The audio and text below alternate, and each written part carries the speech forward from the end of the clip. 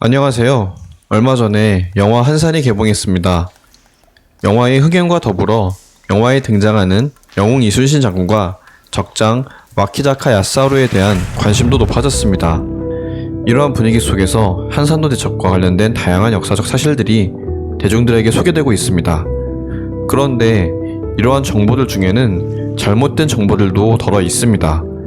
지금부터는 이순신 장군과 와키자카 야스하루가 말했다고 소개된 잘못된 어록들에 대해 말씀드리겠습니다. 첫 번째는 이순신 장군이 했다고 잘못 알려진 어록입니다.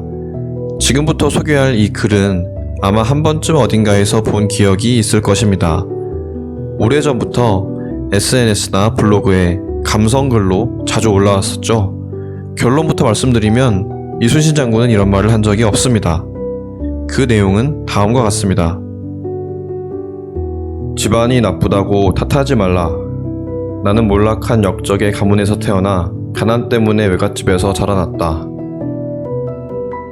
머리가 나쁘다 말하지 말라. 나는 첫 시험에서 낙방하고 32의 늦은 나이에 겨우 과거에 급제했다. 좋은 직위가 아니라고 불평하지 말라. 나는 14년 동안 변방 오지에 말단 수비장교로 돌았다. 윗사람의 지시라 어쩔 수 없다고 말하지 말라. 나는 불의한 직속상관들과의 불화로 몇 차례나 파면과 불이익을 받았다. 몸이 약하다고 고민하지 말라. 나는 평생 동안 고질적인 위장병과 전염병으로 고통받았다. 기회가 주어지지 않는다고 불평하지 말라. 나는 적군의 침입으로 나라가 위태로워진 후 47에 제독이 되었다. 조직에 지원이 없다고 실망하지 말라. 나는 스스로 논밭을 갈아 군자금을 만들었고 23번 싸워 23번 이겼다.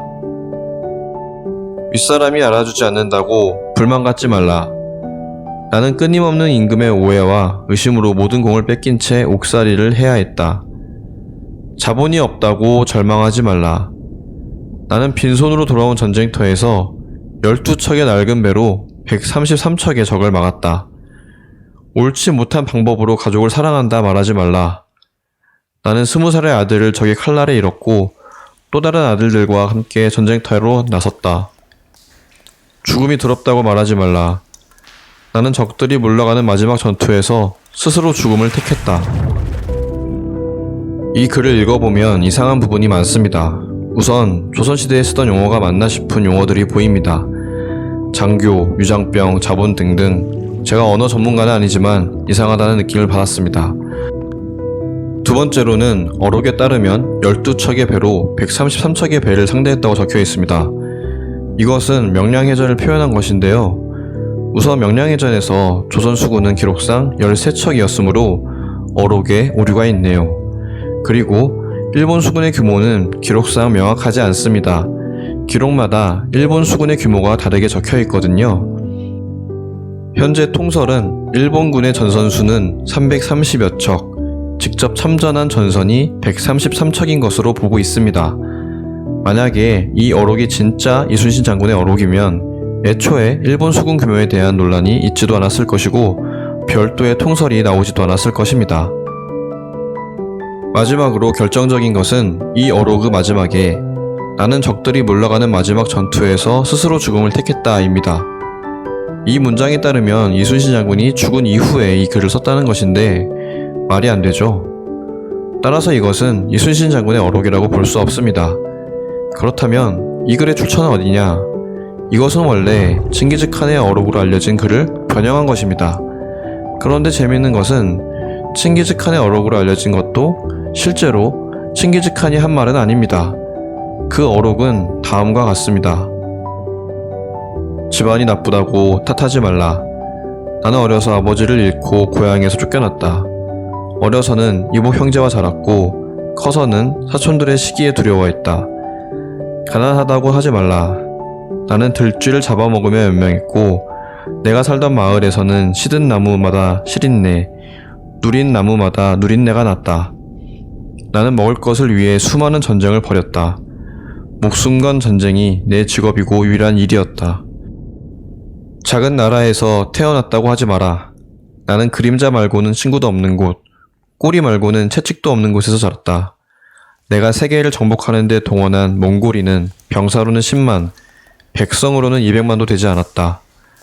나는 그들을 위해 목숨을 걸고 전쟁터를 누볐고 그들을 위해 의리를 지켰다. 너무 막막하다고, 그래서 포기해야겠다고 말하지 말라.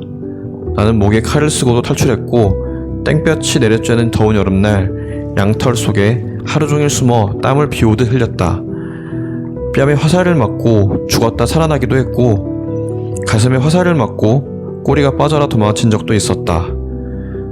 나는 전쟁을 할 때는 언제나 죽음을 무릅쓰고 싸웠고 마지막에는 반드시 이겼다. 무슨 말이 더 필요한가? 극도의 절망감과 공포가 얼마나 큰 힘을 발휘하는지 아는가?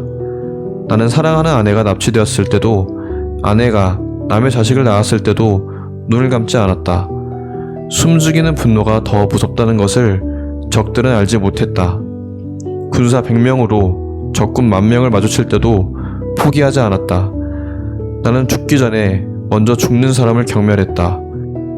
숨을 쉴 수 있는 한 희망을 버리지 않았다. 나는 아직 결정되지 않은 미래를 개척해 나가고 있었다. 적은 밖이 아닌 내 안에 존재했다. 그래서 나는 그것들을 깡그리 쓸어버렸다. 나 자신을 극복하자 나는 칭기즈칸이 되었다. 글을 읽다 보니 가슴이 웅장해지네요. 마치 동기부여 강사들이 해줄 만한 멋진 문장들로 구성된 이 어록은 이순신 장군의 어록으로 알려진 글과 비슷한 구조입니다.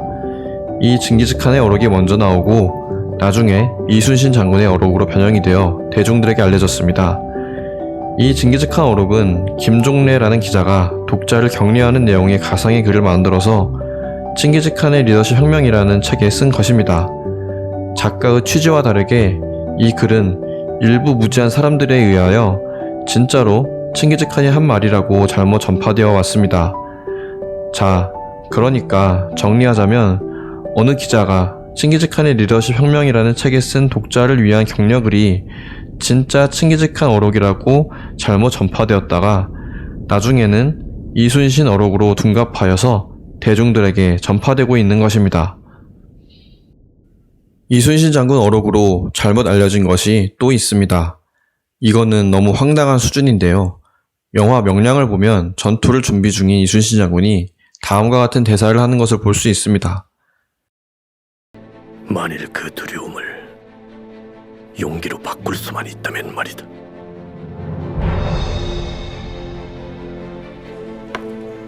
그 용기는 100배, 1000배 큰 용기로 배가 되어 나타날 것이다.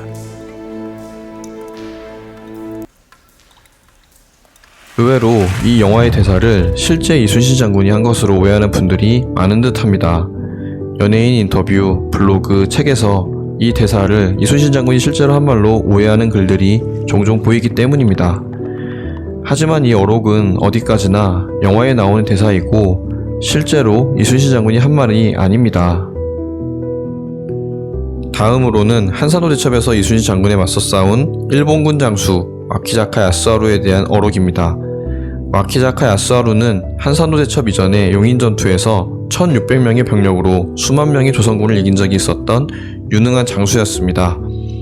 하지만 한산도 대첩에서 대패하여 수십 척의 함선을 잃고 소수의 병력만을 이끌고 무인도로 숨어 들어가 13일간 솔잎과 미역을 먹으며 버티다가 구사일생으로 살아남았습니다.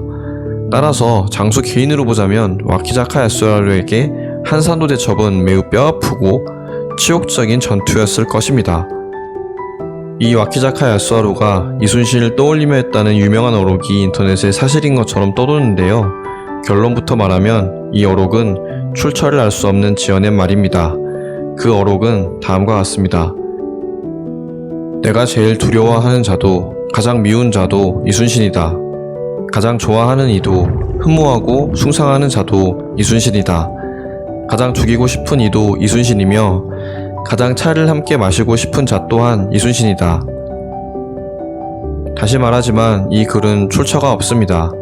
한국과 중국, 일본, 어느 나라, 어떤 기록에도 이러한 내용이 없습니다. 이것은 누군가 지어내어 인터넷에 떠도는 글일 뿐입니다.